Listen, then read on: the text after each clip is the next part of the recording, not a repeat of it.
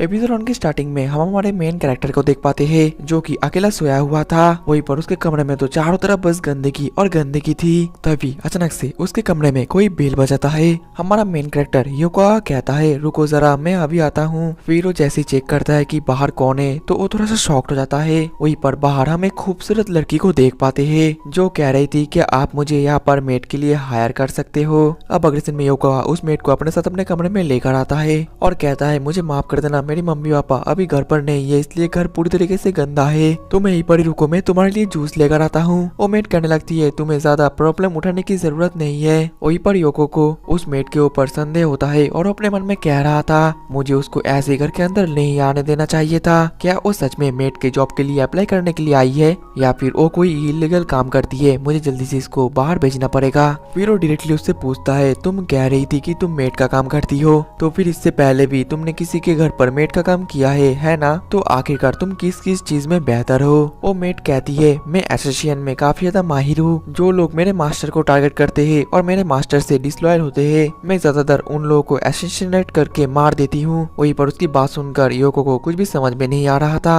और कह रहा था तुम मजाक कर रही हो है ना? वो मेड कहती है मजाक, आखिरकार इसका मतलब क्या है? ये सुनकर तो योको काफी ज्यादा डरने लगता है और कहता है मुझे इसको गुस्सा दिए बिना जल्दी से भेजना पड़ेगा। फिर वो पूछता है आखिरकार तुमको यहाँ पर किसने रिकमेंडेड किया है? क्या वो बंदा हमारी फैमिली को जानता भी है? जिसमें वो मेड कहती है मेरी मास्टर का बीबी की कजिन का लड़के का तुम हो ग्रैंड चाइल्ड। योको कहता है तो बेसिकली हम दोनों स्ट्रेंजर से। और इसका अगले पल ही वो तो काफी ज्यादा डरने लगता है और अपने मन में कहता है मैंने बातों बातों में उसको ये क्या कह दिया, वो गुस्सा तो नहीं है मुझ पर, मुझे जल्दी से टॉपिक को चेंज करना पड़ेगा। फिर वो कहता है तुम एसोसिएशन में अच्छी हो तो इसके लिए काफी सारे मेथड्स होते होंगे, तो तुम इनमें से किन मेथड में ज्यादा स्किल्ड हो? इसके अगले पल हम देख पाते हैं कि वो मेड योको को बाहर लेकर आती है और फिर अपने अंदर से काफी सारे चाकू निकालकर बहुत ही ऊंचा छलांग मारकर बहुत ही तेजी से एक एक चाकू ब्लेड की तरह पैर की तरफ फेंक मारती है। ये देखकर तो योको का मानो पैर तले जमीन खिसक जाता है। वहीं पर वो मेड कहने लगती है आखिरकार आपको मेरा टैलेंट कैसा लगा? असल में मैं अपने पास कुछ चाकू रख देती हूँ ताकि मैं किसी को भी कभी भी अपने टैलेंट को डेमोन्स्ट्रेट करके दिखा सकूं। वहीं पर योको तो अभी उससे काफी ज्यादा डरा हुआ था और फिर कहने लगता है कि मेरे पास यहाँ पर कोई भी नहीं है जिसको कि मैं मारना चाहता हूँ और तुमको यहाँ पर जिसने रिकमेंडेड किया है मैं उस बंदे को भी नहीं जानता, इसलिए मैं तुमको यहाँ पर सर्वेंट के तौर पर नहीं रख सकता। ये सुनकर वो मेड काफी ज्यादा उदास हो जाती है और कहती है आपके वैल्यूएबल टाइम के लिए शुक्रिया, मैं अब यहाँ से चलती हूँ। और फिर बैग पैक करके वहाँ से जाने लगती है और उसके जाने के बाद योको को काफी ज्यादा रिलीफ मिलता है, लेकिन तभी वो रियलाइज कर पाता है कि वो मेड तो यहाँ पर कुछ भूल गई है। दूसरी तरफ हम उस मेड को देख पाते हैं जो कि अभी भी काफी ज्यादा उदास थी और अपने मन में कह रही थी आखिरकार मैं क्या एक्सपेक्ट कर रही थी, अब मैं इसके बाद क्या करूंगी। ओ ये सब कुछ सोचकर उदास हो ही रही थी, लेकिन तभी वहाँ पर योको दौड़ते हुए आने लगता है और कहता है मेड सैन आप ये भूल गई थी। वहीं पर हम उसके हाथ में एक छोटा सा बेल को देख पाते हैं, लेकिन इस दौरान दौड़ते हुए योको तो एक चलता हुआ ट्रक से टकराने वाला था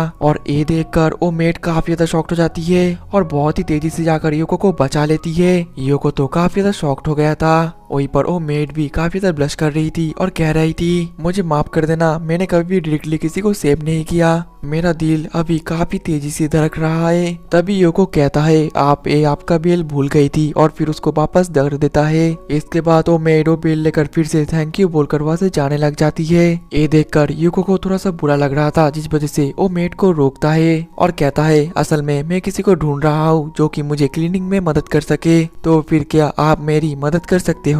अब अगले ही पल योको फिर से उस मेड को अपने घर पर लेकर आता है। वो मेड तो अपने चाकू के बारे में योको को सब कुछ बताने लगती है। योको काफी ज्यादा डर जाता है और कहता है मुझे बस क्लीनिंग करवाना है, क्या आपको क्लीन करवाना आता है? जवाब में वो मेड बोलती है कि हाँ मैं मारकर सब कुछ क्लीन कर देती हूँ। योको कहता है मेरे बातों का ये मीनिंग नहीं है, मुझे अपने घर का कचरा को क्लीन करवाना है जो कि मैंने खुद ही करा है। वो मेड कहती है मैं समझ गई, इन बस्तों के अंदर किसी की बॉडी है जो कि मुझे क्लीन करना है ना? योको कहता है ऐसी बात नहीं है, ये सभी कचरा है, तुम्हें बस वैक्यूम करना है और सफाई करनी है एक हाउसकीपर की तरह। जो सुनकर वो मेड कहती है मतलब कि जब तक मैं हाउसकीपिंग करती रहूंगी तब तक तुम मुझे यहाँ पर हायर करोगे है ना? अब अगले सीन में हम देख पाते हैं योको काफी ज्यादा शॉक्ड हो गया था क्योंकि इस मेड को क्लीनिंग करना बिल्कुल भी नहीं आता था।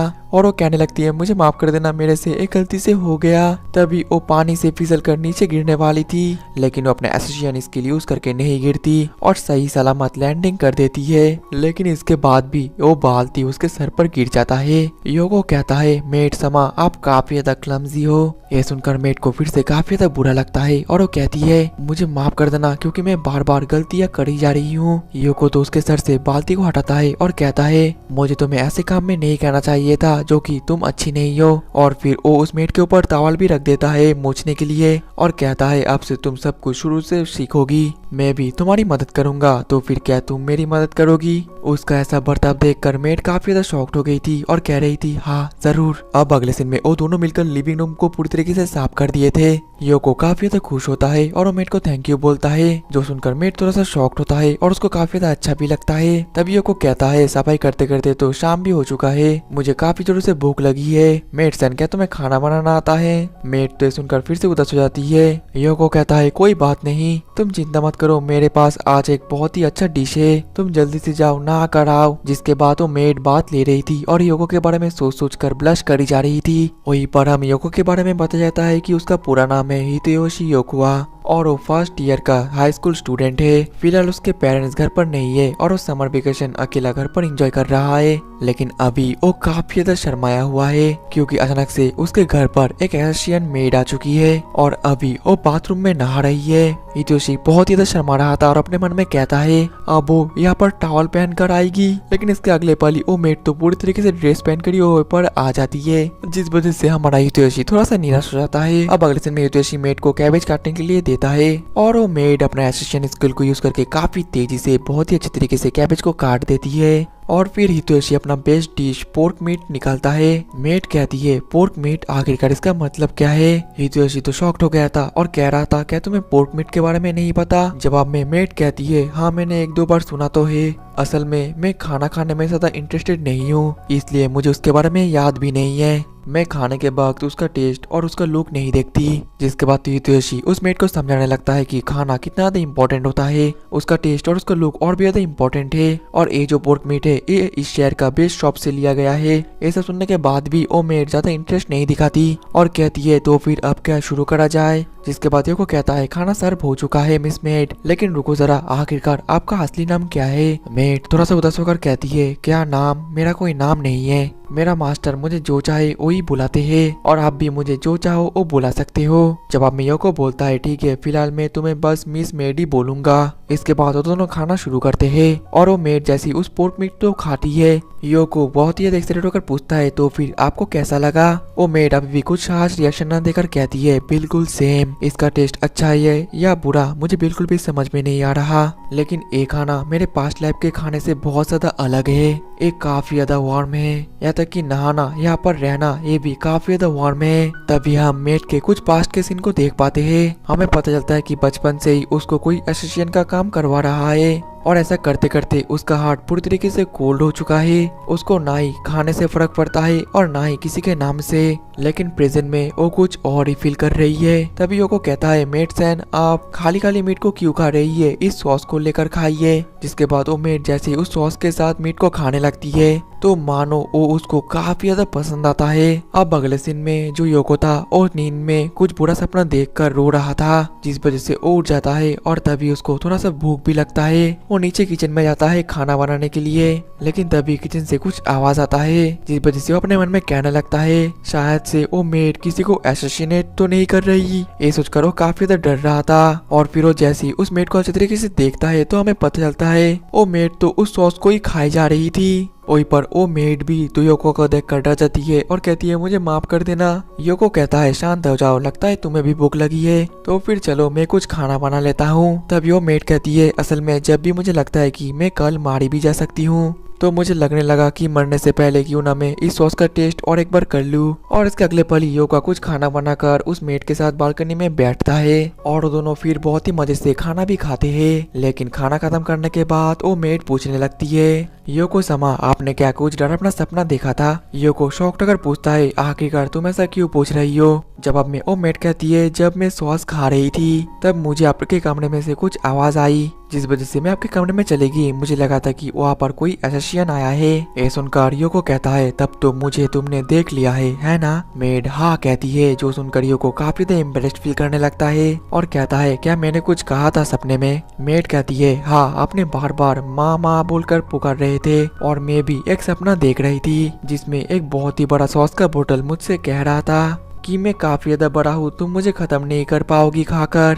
और जैसे ही मैं उसको खाने वाली थी तब मेरा सपना टूट गया। ये सुनकर योको को काफी ज्यादा अजीब लगता है। तभी वो मेड बोलती है, मुझे तो हर वक्त किसी को मारना या किसी को मारना ऐसे ही सपने आते थे, इस वजह से मुझे कोई इमोशन फील भी नहीं होता था। लेकिन आज उससे सब कुछ बहुत ही ज्यादा अलग है। मैंने आपको जैसे ही एक खराब नाइटमेयर देखते हुए देखा तब मुझे काफी ज्यादा बुरा लगा, क्योंकि मुझे नहीं पता था कि आपको कंफर्ट कैसे दिया जाए। योको कहता है, तुम्हें इतना ज्यादा चिंता करने की कोई जरूरत नहीं है, मुझे बचपन से ही ऐसे नाइटमेयर्स आते हैं। तब मैं अपने मॉम के गोदी में सो जाता था, जिस वजह से मुझे ऐसा नाइटमेयर्स नहीं आता। ये सुनकर वो मेड कहती है, तो फिर आप मेरे गोदी में सो जाइए। योको तो काफी ज्यादा शर्मा जाता है और कहता है, तब मैं छोटा था, अब मैं एक बहुत ही बड़ा लड़का बन चुका हूँ, मेरे प्यूबर्टी भी हिट हो चुकी है, मैं अब हर किसी की तरह एक नॉर्मल लड़का हूँ, मैं ऐसा नहीं कर सकता। ये सुनकर वो मेड फिर से काफी ज्यादा उदास हो जाती है और अपने मन में कहती है, मैं इस चीज के लिए नहीं बनी। वहीं पर कोई उससे कह रहा था, तुमसे कुछ नहीं होने वाला, तुम एक कोल्ड हार्टेड पर्सन हो, तुम सिर्फ लोगों को मार सकती हो। लेकिन तभी योको उसके गोदी में सो जाता है,